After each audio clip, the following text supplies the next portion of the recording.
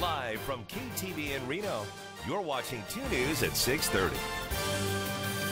Federal law says we have to do that, but we can set stipulations and make sure that we get the product we want.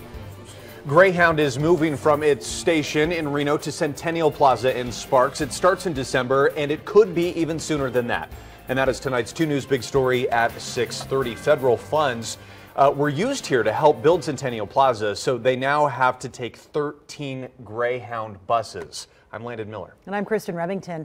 Basically, Centennial Plaza has enough space for 13 more buses, so they can't say no, but they can do what they can to make it work. Right. So it's going to be kind of a juggling act. Brandon Foos is live at City Hall. And Brandon, why is Greyhound moving from Reno in the first place?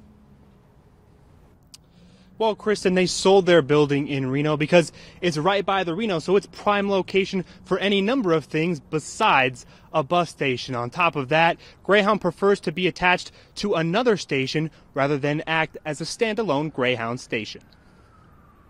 Our customers really want connectivity to intermodal facilities, that seamless transportation between first mile, last mile, and middle mile.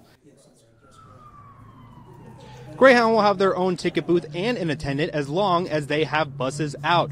Their schedule will run from about 5 a.m. to about 10 p.m. on most days. There are concerns from Sparks City Council about traffic. Councilwoman Charlene Bybee is concerned there's not enough space for customer parking and drop-off, while Councilman Donald Abbott is concerned employee parking hasn't been figured out yet, and we're less than a month and a half away from Greyhound at Centennial Plaza.